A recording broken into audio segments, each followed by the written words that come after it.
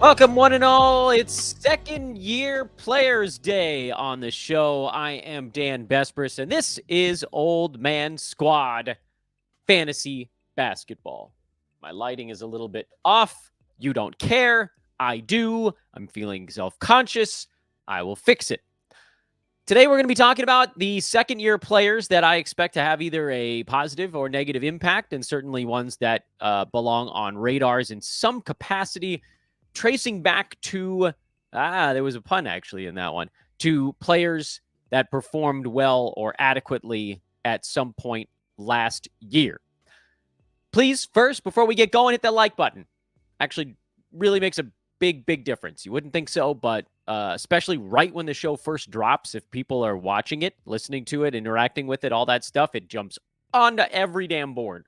So, do it quickly, do it now. It's extraordinarily helpful. Like, rate, subscribe, however you're taking in the content, and follow on Twitter at Dan Bespris and at Old Man Squad. Today, again, we're talking second year breakouts and duds. It's a very search engine optimized way of saying, let's see which guys that are sophomore level players in the NBA are relevant, and if we should be drafting them, avoiding them, whether they're values or getting overdrafted or some combination thereof.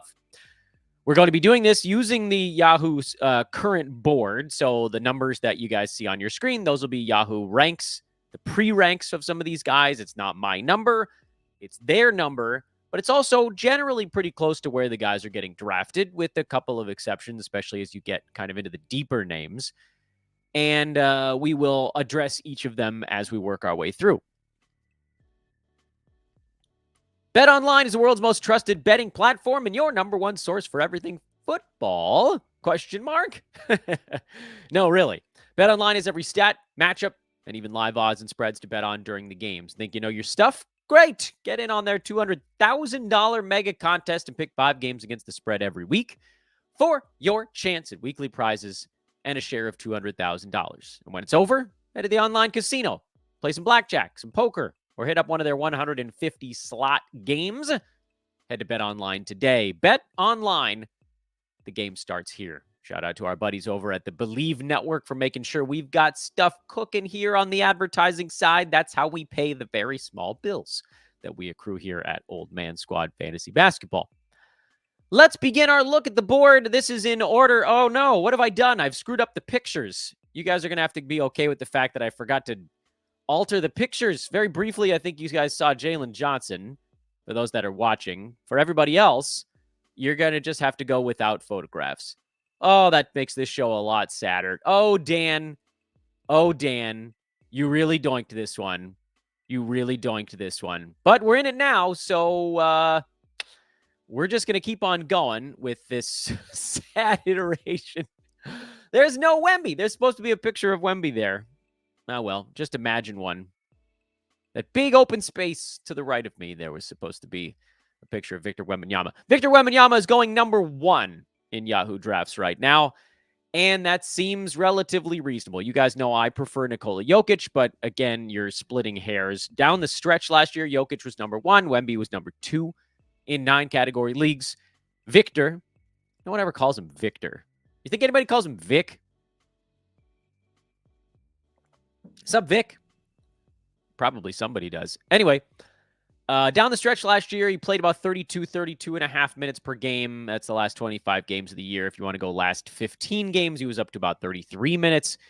In any event, over that stretch, let's just look at the last month. He averaged 25 points, 12 rebounds, 6 assists, a steal, 4.5 blocks, 2.3 three-pointers.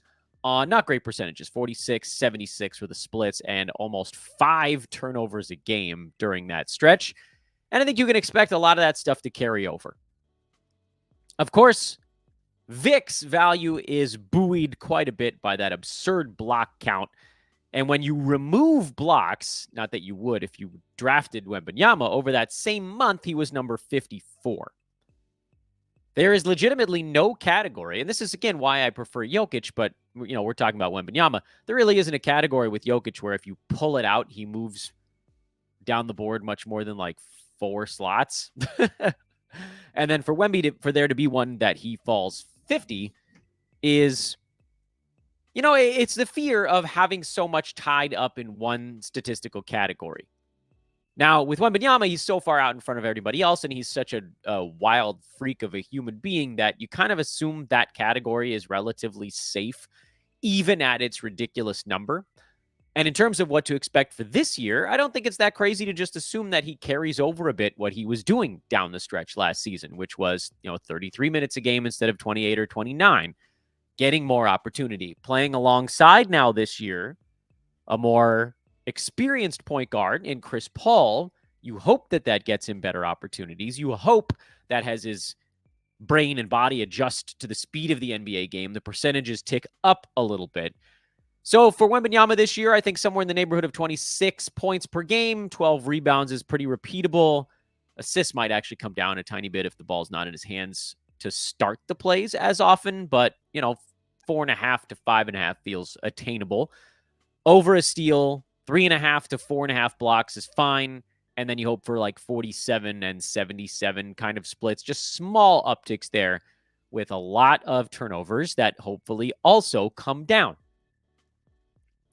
What does that mean you should do? Well, Wembanyama belongs as either your number one or your number two pick. He's number two for me. I get it if he's number one to others. Next name on the board is Chet Holmgren, who's going at number 22 in Yahoo drafts right now. And he's one of the players on this list that I'm a little bit more worried about. I've talked about that throughout draft season. There's nothing happening on this particular show that should surprise you in any way. Holmgren last year was number 20, which is very good. But actually, similarly to Wembanyama, a lot of his value is tied up in one category. Chet was at 2.3 blocks per game. One of the nice things, or a couple of nice things about Chet was that he had good percentages. He had low turnovers, so those are nice little gains in 9-category leagues. Good percentage, certainly good for a center on the percentages side, especially with free throws. He hit some threes. His rebounding is fine. His assists are fine. His scoring was somewhat low. I don't think he has the room to take what you'd call the traditional step forward. And the step forward we're looking for is a guy that just gets to do more or improves at what he was already doing. So for Chet, at 29 and some odd minutes per game, that's a number that's probably not going to change a whole lot, especially with them bringing in Isaiah Hartenstein to soak up more of those center minutes. 29.5 could become 30.5, 31. That's all very helpful, but some of the minutes now are going to be at power forward instead of center. Whereas all of his minutes this last year were at center. That's just better for a big man. We can try to be cute with it. Oh, he slides down to the 4. He gets to run around and do weak side stuff. But here's the thing. It's harder to block weak side when you're chasing somebody that's out at the 3-point line as opposed to when you're near someone near the bucket. You just don't have as much room to go. The distance is easier to cover. Shot blocking, I expect with Holmgren, will either level off or come down. Rebounds, unless the minutes go up by a bunch, levels or comes down.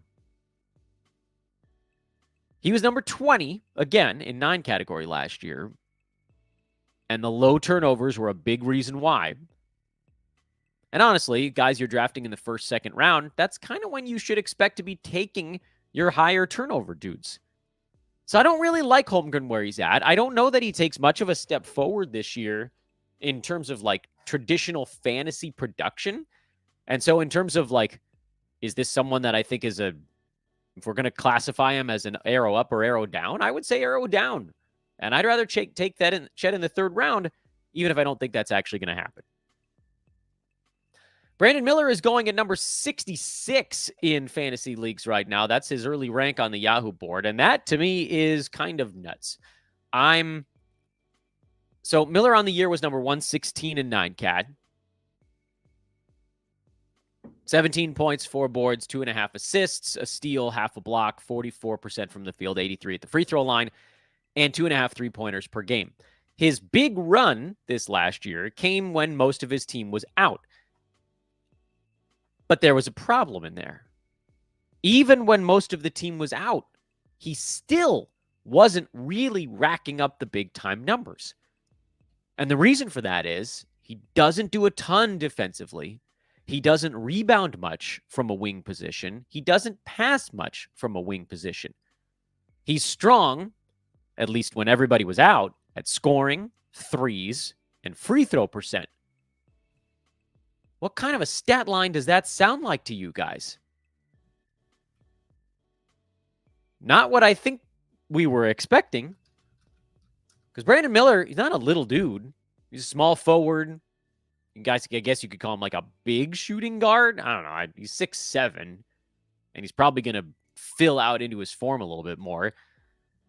To me, he feels like he should probably be a small forward, but he has the traditional shooting guard fantasy stat set. We've talked about this 1,000 times.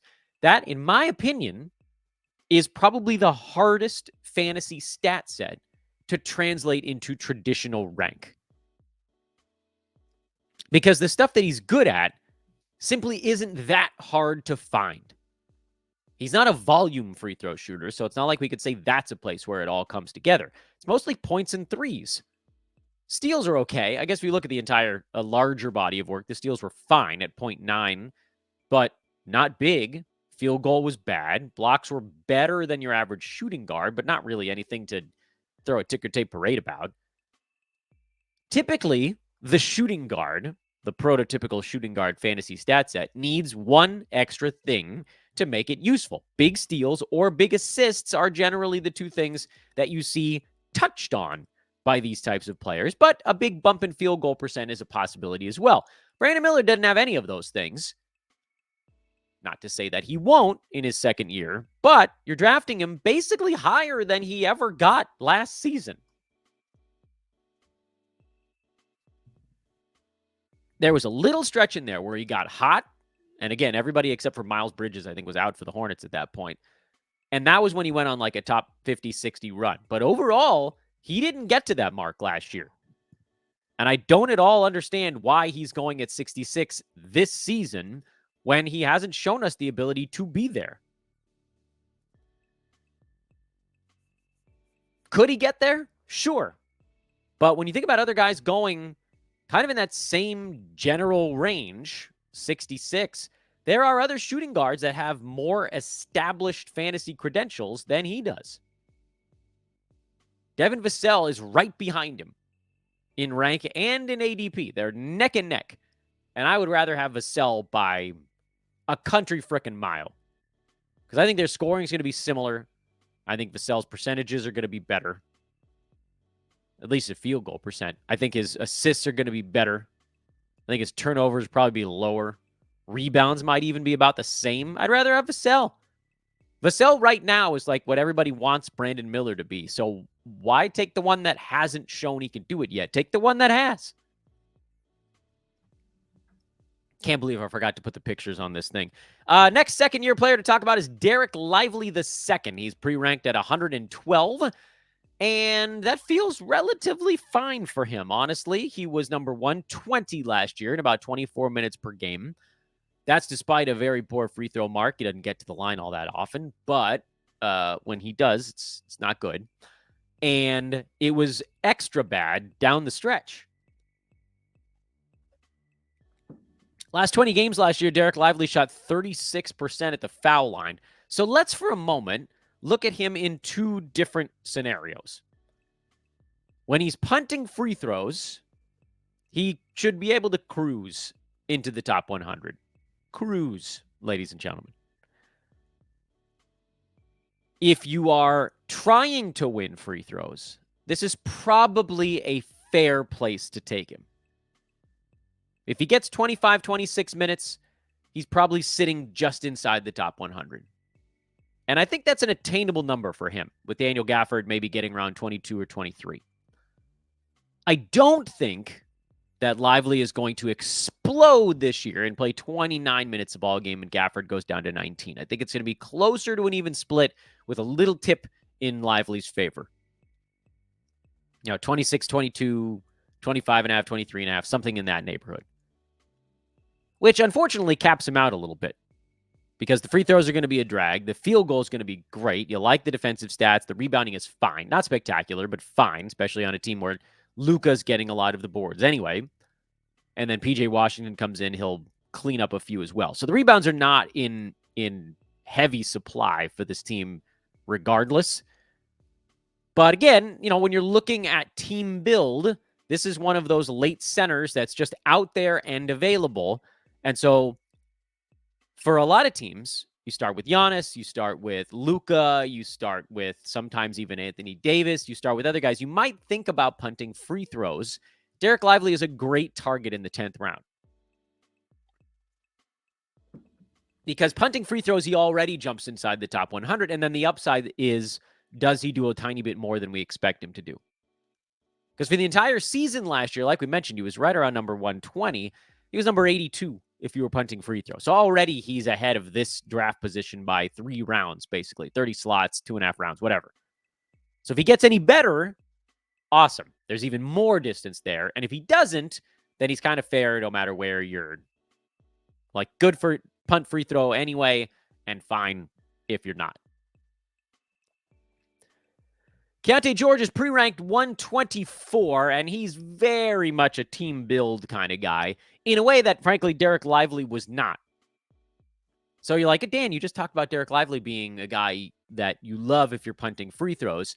Yeah, but even if you're trying to win free throws, even if you want to remain competitive in it, he doesn't kill your team in that category, and that's why he was ranked 120th last year. Keon George was like 250th or something ungodly last season because the holes in his game are so severe that the good he was doing wasn't able to outweigh it. Keon, last year, what the hell did he do last season? Was he at 13 points and 4.5 assists? Was that last year? Am I looking at the right numbers? Yeah, 13 points, 4.5 assists, half a steal. Good free throw, 85%, 39% 2-point field goal percentage.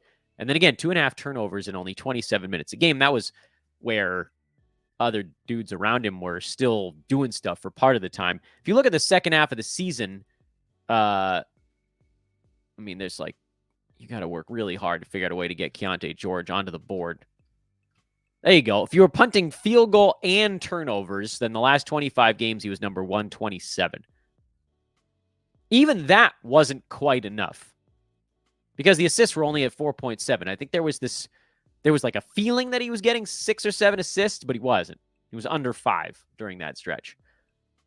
Keon George is not someone I'm touching in any league that I'm not punting both field goal and turnovers. I expect him to have 3+ turnovers per game when he's actually doing significant minutes. And even if the field goal percentage ticks up, which I hope it does, you're still probably talking about 41, 42% instead of 39 or 40. So I can't truly call Keon a dud because there are builds where he fits. Like, again, if you're punting field goal, he's a great grab at 100 and what the hell did I just say he was? 124? I had navigated away from the window. Yeah, 124. Totally. Because that's where he was if you were punting both of those things last year, and there's an assumption that he gets a little bit better. But if you're not, whoo, boy, he wasn't even inside the top 200 if you were punting one of those two things, let alone both of them. Yikes. If you're punting turnovers alone, he got to 160s. Field goal alone, I think he might have still been outside the top 200. Let me triple check myself on that. Yeah. Outside the top 190 if you were only punting field goal. So it's a reach, man. But again, he's a team build guy. So 9-cat, dud. Specific team build, fine. Few more names here before we wrap things up. Amen Thompson at 127. I love this one. I think Amen Thompson is primed to have a great season. He was number 81 the final 2 months last year. Some of that, of course, was when Alperen Şengün was down and he stepped into a bigger role. But I think he kind of guaranteed himself a bigger role this year. He showed he can hang at the NBA level. He's a great field goal percent dude out of a guard spot who rebounds like a monster, can pass, steal, block shots. Not a great foul shooter and doesn't shoot the 3 ball at all, but who the hell cares? With where he's going, he's one of my favorites on the board. He's a great, great upside flyer type who, again, like, he showed he was good enough late last year to get 25 minutes, I think, to start this season. And then could he play himself into more? Sure, why not? And then heaven forbid, like if you're punting threes and he's a guy you can snatch up that has various guard eligibilities late in a draft, he's an amazing fit. He's a punt free throw fit at that point as well. Love Amen Thompson this year. 9-cat, punt builds, whatever. I think he's primed to replicate basically the last 2 months last year. And then there's hope for me, at least, that he could maybe even go beyond that. And I know what everybody's thinking. You're like, Dan, you're getting over the moon about this dude who's probably the 6th or 7th man on his team. I think he's the 6th man, by the way. Just start with that. I believe he's the first person off the bench for that Rockets team. I think he plays the most bench minutes of anybody on that Rockets team. I know they got other guys like Reed Shepherd and Cam Whitmore and blah, blah, blah. I think Amen's the guy. And I think they know it, too, because he can defend. Ime Udoka loves defenders. He can do all sorts of stuff. The floor spacing is indeed a small issue at this early part of his career. But I think the good outweighs the bad, and I think you'll see the Rockets play him minutes commensurate with that fact. Trayce Jackson-Davis at 128, who in my eyes is like you didn't get Derrik Lively? Get Trayce Jackson-Davis. Their fantasy games are nearly frickin' carbon copies of one another, and you can kind of look at like the last month and compare and contrast. Trayce Jackson-Davis over the final month last year played 25 minutes a game, had 11 points, 7 boards, 0.8 steals, 1.8 blocks, 69% from the field, 55% at the free throw line. For the year, Derrik Lively played 23.5 minutes per game. He was at 9 and 7. Both guys had, actually Jackson-Davis had 2 assists. Lively had 1. But Lively was at 0.7 steals and 1.4 blocks per game. Both guys shot around 70% or a little bit higher for Derrik Lively. Both guys were in the 50s for free throws. This is kind of why I like Trayce Jackson-Davis more, which I know is dumb, because I feel like this is the argument like for and against bunting in baseball. If you have a runner at second base, or, first base, let's say, first base with nobody out, and it's the 11th inning, you bunt him over because you're only playing for 1 run. Bunting increases your chance of getting exactly 1 run in an inning, but it decreases your chance of a mega flyer. I think Derrik Lively is an extra inning bunt. He's the safer play between these two guys because he's going to increase your chances of having a small hit. Trayce Jackson-Davis is letting your 8-hole hitter swing away in that same spot. And I mean, maybe he rips one into the corner. Maybe you end up with a double, and now you're in position to maybe get 2 runs that inning. And I know this is a basketball podcast, but what if both of these guys played 25 minutes per game? I'd rather have Trayce Jackson-Davis.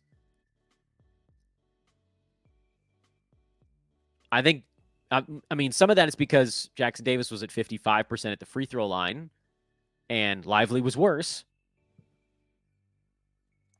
And that could flip on its head this coming season. There's no guarantee of one or the other. But what are the odds that who has a greater probability of playing more minutes per game? Probably Lively. Lively probably gets 25, 26 minutes a game. Trayce Jackson-Davis probably gets like 22 or 23. But they could, in my eyes, kind of do about the same stuff. Lively, I think, takes about 2 extra minutes per game to get to the exact same markers as Trayce Jackson-Davis did this last year. Unless their growth arcs shift, which is very possible. So maybe that metaphor wasn't exactly accurate. That metaphor was like, we know exactly what a bunt is going to do, and we know exactly what a double is going to do. So, the imperfections there is we don't know if Trayce Jackson-Davis takes a step back into shot blocking, or if Derrik Lively's field goal percent comes from 75 back down to like 68 or something like that. All these little things can happen. Does Derrik Lively shoot 36% at the free throw line, or 50, or 60? Same story for TJD. Roll that all into an analysis ball and come to the conclusion that you probably want to take one, but maybe not both. I actually kind of like them both, but I don't think you need to take both. If you're punting free throws, you can target both because presumably earlier in the draft, you were making sure you got threes and assists and things that guards do. Because if you're punting free throws, you're going to end up accidentally drafting a whole bunch of big men. But if you can run Lively and Trace Jackson Davis in back-to-back rounds, go Lively in the 10th, TJD in the 11th or something like that, you get these two really good big man fits who maybe don't rebound a ton, but you probably took another big man earlier also. And you just have to make sure you don't end up with like 4 guys that only have center eligibility on your team. Still, I like these guys. I like both of them. And I think you just kind of have to pick which one makes more sense for your team. We've got 2 more names now. One of them is Pods. Brandon Podziemski at 135, which his ADP is beginning to shift, and that's no longer exactly accurate. He's going at about 126 now, even if his pre-rank is 135. I remain somewhat skeptical that his fantasy game will translate appropriately. He was number 182 the second half of last year in 28.5 minutes per ball game. Last 2 months last year, he was outside the top 200. Last 1 month, he was outside the top 200. Which tells me that it wasn't really a strict playing time issue for Podziemski. His issues ran deeper than that in a way that, I think folks are kind of overlooking a little bit. He's going to make more three-pointers this year because he's going to have to, and he was a decent three-point shooter last season, but he's not a good foul shooter. His field goal percent was, by and large, not great. It'll fluctuate a bit, but not great. He doesn't profile to me as a guy who wants to go take a bunch of shots. Even if they want him to, it's going to be Steph taking shots and Kuminga taking shots, and frickin' Buddy Hield is going to step in there and take way too many shots that he shouldn't take, and Wiggins is going to take shots that he shouldn't take, and Pods is going to be a glue guy. He's a very good rebounding guard, which is kind of that Josh Hart mold, but he doesn't get steals the way that Hart does. And even that, even last year, we needed Josh Hart to play 35 minutes a game to get to fantasy value. And maybe Pods plays 35 minutes a game, but the Warriors are not exactly a team that likes to play their guys more than 33 minutes a game. Just you might think, you think of Draymond Green. If you didn't look at his minutes per game, wouldn't you assume he played 30 minutes a game last year? He was at 27. Steph was under 33. So I don't know how we're oh yeah, I can't do it. I can't convince myself that Pods is going to play 34, 35 minutes a game. And so in 32, I'm looking at him well, he's going to have to fix his percentages. He's going to have to be willing to do more on offense. It'd be nice if he got any blocked shots. And his steals really aren't as high as it feels like they ought to be as, again, a hustle type player. So he's just not really on my Flyers chart for fantasy. Now, when you think about second year stuff, first year to second year, he's definitely going to do more. So if that's just the analysis, then yes, he's a second year guy who takes a step forward. That's true. But in my eyes, from a fantasy standpoint, I don't think it's a big enough step forward. There's too many things that needed to get fixed. And the last one, as we sadly finish up this show that Dan forgot to put the pictures in on. So sad. You guys, by the way, feel free to laugh at me. If your comments are what is this idiot doing? Why did you continue recording? Why didn't you start over? You were only 5 minutes in when you realized you forgot to do the pictures. Well, here's the thing, folks. As soon as I'm done recording this show, I need a shower and start picking up children at school. So literally, I didn't have the 5 minutes to go back. It sucks, but it's true. That's my life. So we just got a show of crap on the side. YouTubers, you pretty much got the same show as audio guys. But if you needed to fast forward or go backward, at least you could see what player I was looking at. And the last name on the list Scoot bleeping Henderson. He's a really interesting one because down the stretch last year, when they turned the ball over to him and everybody was out, Brogdon was out and Sharp was out, and Ayton was out, and the list goes, Jeremy Grant was out, and on and on and on and on and on. It was Scoot Henderson and frickin' Tumani Kamara. Scoot played 33 and a half minutes per game last month of the year.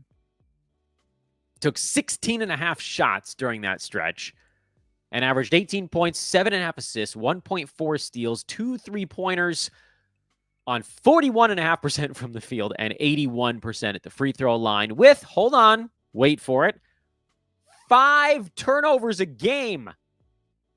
Whoops. Oh, friends, it was real bad. And if you go tighter to the end of the year, the last 10 games, he played 35 minutes, averaged 18.5 points, 8.5 assists, 5.5 turnovers per game. Holy moly. But, like, therein lies the rub. Which Scoot do we get? Does it matter? Here's a really funny one. Last 3 games last year, he averaged 22 and 11 with 6 turnovers per game. Blazers didn't win those games, by the way.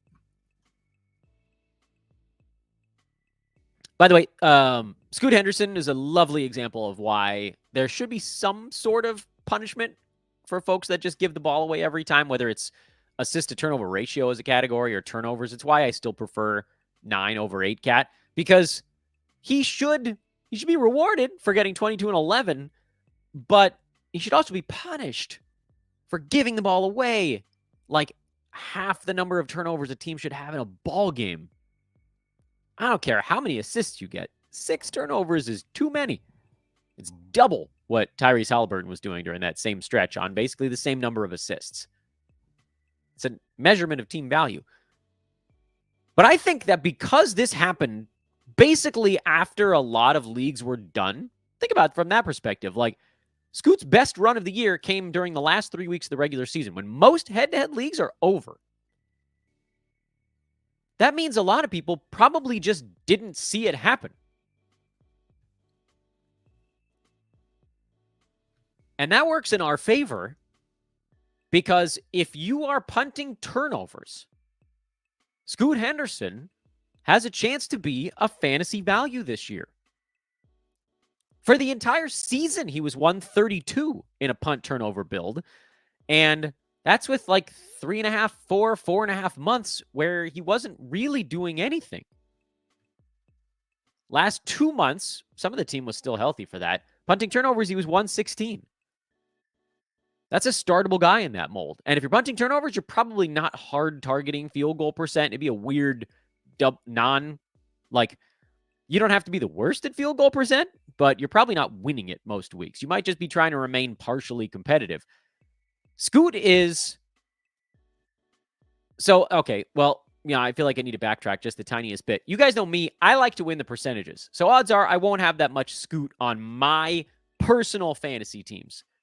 My favorite punts are punt points and punt blocks, which you would think means I go guard build, but I actually just like the big men that don't block a ton of shots, like Jared Allen and Ivica Zubac and guys of that nature. So I'm not going to have a ton of Scoot. I do play in one league that has 11 categories. It functions a little bit more like a points league. That's one where I think you reach on Scoot. He could be really intriguing this year if you're punting both field goal and turnover. And so for that reason, I think he's actually a little bit of a team build sleeper, which I realize, needle threading. That's a lot of, it's baseball level caveats. He leads the league in batting average on Tuesdays in day games against left-handed pitchers. That's basically what Scoot is this year. But there are going to be teams that play on Tuesday in the afternoon against a lefty, to match up that goofball metaphor. Here's a quick recap on what we talked about today. My guys that I think are a bit undervalued are Derrik Lively, Amen Thompson, Trace Jackson Davis, and then slightly Brandon Pajemski, although, again, I'm not that high on him. The guys I think that are obviously overvalued are Chet Holmgren and Brandon Miller. The guys that are build-type dudes are Keon George and Scoot Henderson. Scoot, in my eyes, being the more fun of the two because I think he'll have better defensive stats than Keontae. And I created a category all by itself for Victor Wembanyama because he's neither overvalued nor undervalued nor a build type. He is just an alien. So there you go. One alien on the list, and then 1, 2, 3, 4, 5, 6, 7, 8 overvalued, undervalued, and build type guys. And those are your 9 second-year players and where I think they're headed this year. Do with that as you see fit. I think that my teams, if you're like, Dan, who are you going to end up with from this list? I think I end up with Amen Thompson. And I think I end up with probably a couple of Trace Jackson Davises. Those are probably my 2 favorites from this list. I'll probably end up with a Scoot and a punt field goal, punt turnover type of team. And if I get the second pick and the first guy takes Jokic, I'll end up with Wembanyama. But otherwise, I'm going Jokic myself at the top of the board. I probably won't end up with Brandon Miller on almost any roster. I probably won't end up with Keon George unless he gets to me in that build type. Derrik Lively is a maybe. Pajemski I probably don't end up with. And then Chet Holmgren, I think I could find a way to utilize him. Like if you went Wemby Chet at the top of your board, you'd have a really interesting start. You'd have to make up some ground in scoring, I think. But boy, that'd be an interesting beginning. But no, I probably don't end up with a whole lot of Chet this year either. Thanks for watching, everybody. Despite the fact that my graphic was absolute dog doo today, you guys are the best for sticking with it. I'm at Dan Bespers on social, at Old Man Squad. Follow both of those right this moment.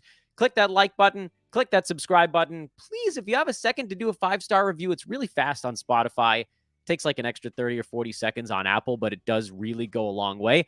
And comment anything you can do to get this thing rolling fast.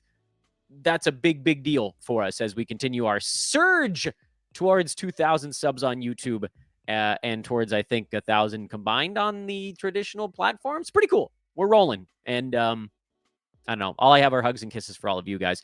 Tomorrow, I believe we're talking to Robin Marks. We'll get some points league sleepers on tomorrow's podcast. I might be making an appearance on a Dodgers podcast tonight, which is sort of a secret dream of mine. And then later on tomorrow, you know what time it is. It's mock draft time. We get a mock going tomorrow. Follow me on Twitter if you want to get the alert when I'm looking to fill up the mock draft. Again, that's at DANBESBRIS. That's it. Enjoy the rest of your Monday. I'll see you guys tomorrow. So long for now. I'm Dan. You knew that. Goodbye.